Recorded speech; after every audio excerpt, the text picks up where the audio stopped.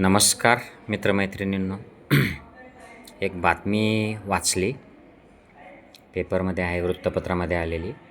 लग्नाच्या नावाखाली फसवणूक, यावल तालुक्यातील तरुणाला गंडा. 7 जणांची टोळी असल्याचे उघड, पैसे घेऊन लावून दिले होते लग्न. तर याच्यामध्ये ही जी टोळी आहे ही ग्रामीण भागातल्या तरुणांना, ज्यांना मुली मिळत नाहीत अशा तरुणांना मुलगी तुमचं लग्न लावून देतो, एवढा एवढा खर्च येईल, मग ते तयारी करतात, दागिने खर्च वगैरे असं करून लग्न लावून देतात.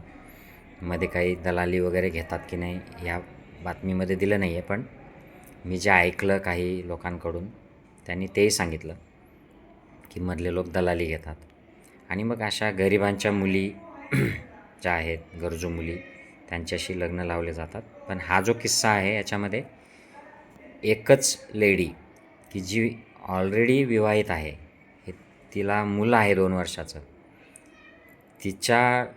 तिचा ते उपयोग करून वेगवेगळ्या तरुणांना ते लग्नामध्ये तिला एंगेज करतात, त्या तरुणांकडून पैसे घेतात आणि मग ती काहीतरी कारणाने त्या तरुणापासून दूर होते, गायब होते. ॲक्सिडेंट झाला, हे झाला, ते झाला, माझा भाऊ आजारी पडला, वडिलांचं असं झालं, असं काहीतरी सांगून ती निघून जाते आणि मग ती परत आणखी ते सगळे मिळून दुसरीकडे त्या मुलीचं लग्न लावतात.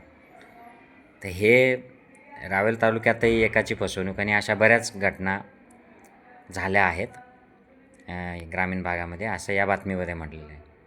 आणि हे पोलीस अधिकाऱ्याचं स्टेटमेंट आहे की विवाह जुळवून देण्याच्या नावाखाली नागरिकांची आर्थिक आणि मानसिक फसवणूक करणारी ही टोळी सक्रिय आहे आणि मग असे दलालांवर विश्वास ठेवू नये असं त्यांनी आवाहन केलेलं आहे. अगदी बरोबर आहे.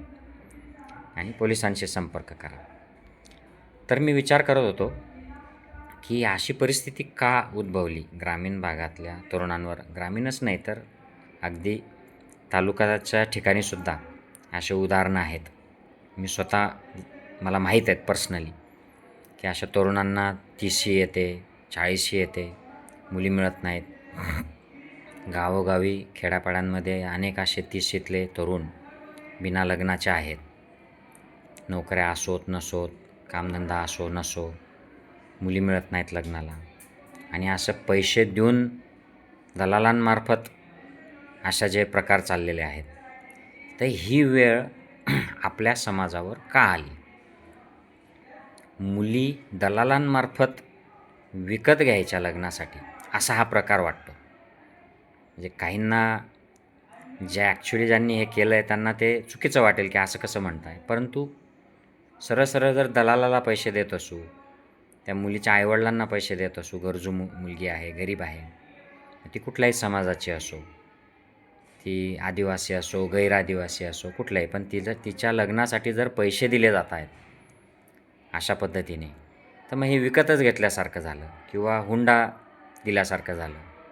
पण हुंड्यामध्ये कसं की दोन्ही पक्षांची एक सहमती असते, दोघांना एकमेकाचं बॅकग्राऊंड माहिती असतं आणि मग तुम्ही ते हुंड्याचं बोलणं चालणं करता आणि मग पुढे लग्न करता. पण या व्यवहारांमध्ये मुलीकडची फारशी माहितीच नाही आहे, म्हणजे ती काहीतरी गोपनीय पद्धतीने या गोष्टी केल्या जात आहेत. दलाल ती मुलगी आणतो आणि मग तिच्याशी लग्न लावून दिलं जातं आणि त्यातून हे असे प्रकार देखील पुढे येत आहेत. सगळ्याच मुलींच्या बाबतीत असे प्रकार होतात असं मी म्हणत नाही किंवा तसं नसेल.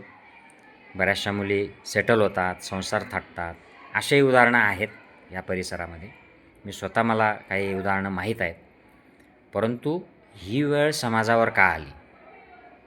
म्हणजे मुलांना मुली मिळत नाही आहेत काही विशिष्ट समाजांमधल्या, आणि त्यांना मग अशा प्रकारे मुली एंगेज करण्यासाठी दलालांची मदत घ्यावी लागते, प्रसंगी पैसे खर्च करावे लागत आहेत. अशी वाईट वेळ का आली समाजावर?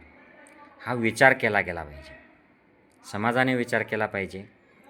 आणि आपल्या समाजातले जे लोक असतात, वेगवेगळ्या समाजाचे जे प्रतिनिधी असतात, नेते असतात, जे समाजाला दिशा देतात, समाजाच्या नावाने मंडळं चालवतात, काही संस्था संघटना चालतात, त्यांनी याबाबत विचार केला पाहिजे की या पिढीवर वेळ आली, पण पुढच्या पिढ्यांवर ही वेळ येऊ नये म्हणून आज काय केलं पाहिजे समाजाने. आपलं काही चूक झाली आहे का? हा जो इम्बॅलन्स झाला आहे याच्यात आपली काही चूक झाली आहे का? मुली का मिळत नाहीत आपल्याच समाजामध्ये? तर याचा विचार झाला पाहिजे असं मला या बातमीच्या निमित्ताने वाटतं. जय हिंद, जय महाराष्ट्र.